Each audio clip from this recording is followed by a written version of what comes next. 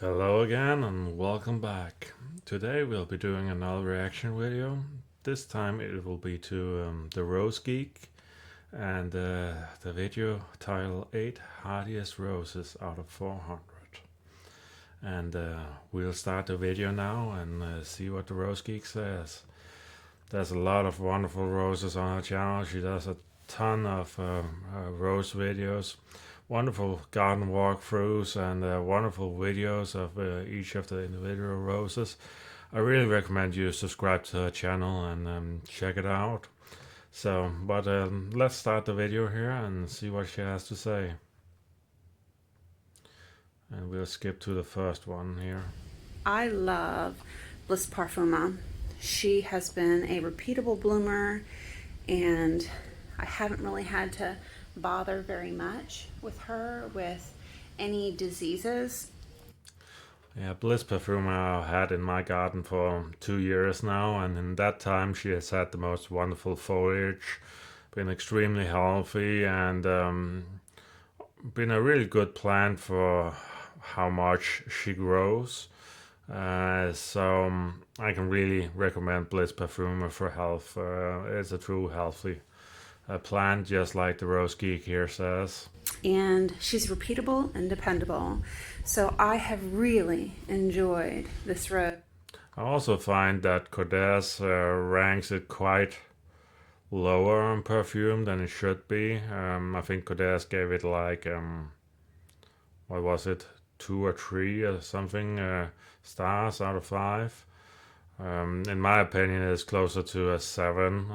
It does have a bit of fragrance to it, much more fragrance than Codès says. But on the other hand, something like Laguna from Codès, I believe, is overranked. I think Codès gave that one a 5 stars. And in my opinion, that's like a 3.5 star. But let's go on. And I'm going to be buying a dozen more in the coming year to line the driveway because... Yeah, I only have a tree of Bliss Parfuma planted around the terrace, but a really good rose. She's just so amazing. Another one that I want to share with you is Crazy Love. And Crazy Love has been really dependable. I can't remember if Crazy Love is the same as La Villa Cotta. I'm actually in doubt about that. I have grown La Villa Cotta and it looks very similar. But yeah, I think this one is one I'll have to pass on because I don't think I've grown it. You know, it's got a little bit of a black spot, but it still keeps on blooming, and the color is so fun to look at. Another great Cortez rose is Summer Sun. And look at this. Yeah, what I find so funny about Codès roses is some of the roses are always extremely healthy. The problem with Codès roses seem to be when they often have to develop scent. Like in the Perfumer series, you have a lot of scented roses, but the problem is often not with health and not with the leaves and not with the growth. The problem is that the blooms in the Codès Perfumer series and often in the Codès scented blooms tend to spend so long time in bud. They can take weeks, sometimes 3 or 4 weeks to develop. And that time your bud can be exposed to the weather, to wind, to rain, to breaking, and that's really the problem with Codès roses is often the budding time on them. But when you have the Codès roses that doesn't have so much scent on them, they're really healthy, good roses because they seem to repeat bloom a lot more and open a lot quicker. That's just a general tendency I've noticed with Codès. They're very healthy, but sometimes you have to really look out for the budding time on them. Color just pops. Another thing I like about Codès is they're always full of leaves. You get a full bush of leaves on them often. It has been black spot resistant, although it has black spot a little bit. Sadly, I haven't grown this variety. I often tend to grow for fragrance. So I love that rose. I can't say enough about this one. This is Summer Memories, and Yeah, I haven't grown that either. Oftentimes, when I grow things in my garden, it's only for fragrance. I often check fragrance ratings, and if I can't find many ratings that says very strong fragrance or 5 out of 5 or 10 out of 10, then I often don't bother trying that rose unless I see it somewhere doing exceptionally well, like with Bliss Parfumer. it has gotten huge in the first year. It has been non-stop blooming, It looks black really spot healthy. resistant.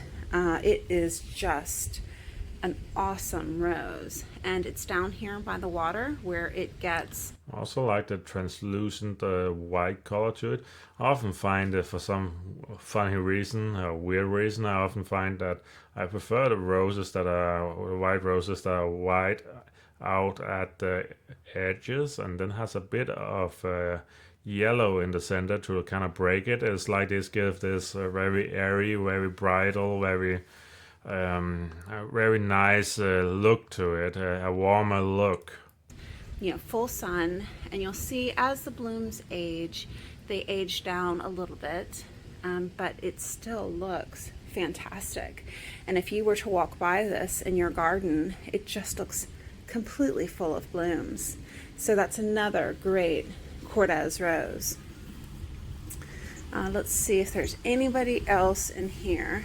Let's head over to the other side. Not a Cortez, but one of my favorites. This is Olivia, and she has been very disease resistant. Yeah, Olivia is a wonderful rose for health and also for repeat blooms. In my garden, she sometimes leaves in during the winter, and you have to defoliate her manually. She blooms a lot, very healthy. If you want something like Olivia in a different color, that's also really good from the Austin segment. And on health, I would say something like Princess Anne. Princess Anne is more this magenta color, but it has a wonderful color play. Um, the only problem I would say with both Olivia Austin and Princess Anne Austin is they don't have a lot of scent. They're really healthy. They'll bloom a lot. Great floriferous plants, really healthy. Uh, but I think if I had to choose one, I would personally choose Princess Anne. They're about the same on health, in my opinion, or also in repeat blooming. But what I really like about Princess Anne is she has this color change effect, while Olivia Austin is more of the same color. But Olivia Rose Austin is a solid rose. But if you're in the market for a magenta color or something a little more out of the ordinary, I would say give Princess Anne a try also. She's a really good rose, and yeah. She will be the first to bloom in your garden every year, and it's just non-stop bloom. Weird enough for me, the first to bloom in my garden is always the French rose. I actually have two that's always competing. You have Eden Rose, Pierre de Ronsard. It is always budding now in April with big large buds about to bloom, but I think it's mainly because it's so close to the house. It gets a lot more warmth. And then you have another historic rose called Rosa Hugonis. This yellow blooming rose that should really be the first on paper in the world to bloom each year. But yeah, there's no doubt that Olivia Rose Austin will be one of the first Austin roses to bloom. I'm not really sure if she is the first to bloom overall. I think in general that will be Rosa Hugonis, the Hugo Rose, as it's also called. It's these simple yellow roses, but the problem with that is it doesn't repeat bloom. But I remember in the Singerhausen rose garden, the biggest rose garden in Europe with so many thousands of roses, it's generally known that the Hugonis rose is the first to bloom. but as it is a historic rose and not everybody will be growing that, it's um I would say Olivia Rose Austin, solid blooming. pick. So she blooms for me in sun as well as in the shade. Sweet Mademoiselle is another rose Sweet Mademoiselle is a really good rose also for fragrance. So yeah, it's wonderful rose from Milan. that has just been stellar for me. Black spot resistant. Look at and the size of the blooms are huge. What I like about Milan roses is they simply, when they get the health right, you get a wonderful healthy rose with a wonderful fragrance too. So you get the best of both worlds, and sometimes they really do that. You also have something like a Princess Céline de Monaco, wonderful health, wonderful fragrance, and it's a Milan rose. Really nice rose. Okay, let's keep going down to find another rose that I want to share with you. This rose has been outstanding, and I know it's hard to see right now because I've let it go a little bit wild so that I could take some nice long blooms for vases. Yeah, Sonnenwelt is a wonderful rose. I have 3 of them in my garden. It's not the most fragrant rose, but what it does have is a very interesting color change between this more, I would say, well, it depends on how the season goes. Sometimes they're apricot, sometimes they're more this golden yellow fading to. So it fades in a very beautiful way. It's very strong and vibrant when it comes out, and then it fades to this more golden color. Really beautiful. It is wonderfully healthy. It puts on a lot of blooms, puts on a lot of growth. Honestly, just like Olivia Austin and Princess Anne and a lot of other roses you should be growing for health. I would also say something like Julia Child and modern art and a lot of these wonderful roses you can grow for health. Um, I would say Sunweld is definitely one you should consider. I have mine not so far from, I believe it is Lady of Charlotte, and yeah, they make a wonderful color combination. And they're also about the same height. Generally, I prefer to keep my Sunwelf more pruned down to get this bushy look. I have 3 placed next to each other, and I try to train them together as a bush. They're still quite young plants, about 2 to 3 years, but they're starting to look really well. This is Sonnenwelt, and it has been so dependable, and the colors change while it's blooming from an apricot to a yellow during the heat of the summer. And yeah, it's a wonderful rose. It can even get right before the blooms fell off, there's sometimes like a really, really strong mustard color, nearly like a really, really faded mustard color. So they start out this apricot, and then they fade more towards the golden yellow, and then they can nearly get this really brownish white as they fall off. And it has just been phenomenal. It really just started to get a little bit of black spot here at the end of the season, but it has been really resistant. Yeah, you can't really, like most roses will suffer a bit from black spot when they have bloomed like 4 times. So yeah, it is to be expected. Resistant to black spot. This is Princess Charlene de Monaco. Oh yeah, Princess Céline de Monaco, like I said, wonderful rose. Definitely grow this one.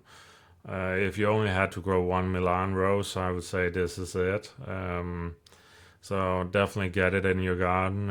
It's wonderfully frost hardy for French roses, like as hardy as many historic roses. Wonderful fragrance, 9 out of 10. Wonderful color change.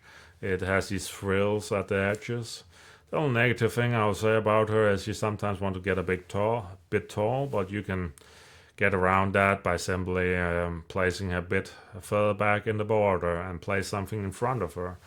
Like a lot of things I don't think we talk about as rosarians is the use of perennials and how you can cover up some roses' weaknesses with perennials. And so many roses that get a bit leggy, you can cover up with some 30 to 40 centimeters perennials, and you can create this natural color, this natural height progression where you add something maybe in front of or behind this 50, or to say it more precisely, you add perennial that's 30 to 40 centimeters in front, and behind that you add a perennial that's 50 to 60 centimeters, and then you add something like Princess Celine de Monaco.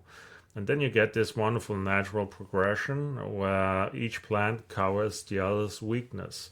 So I'll definitely be doing some more perennial videos in the future, but yeah.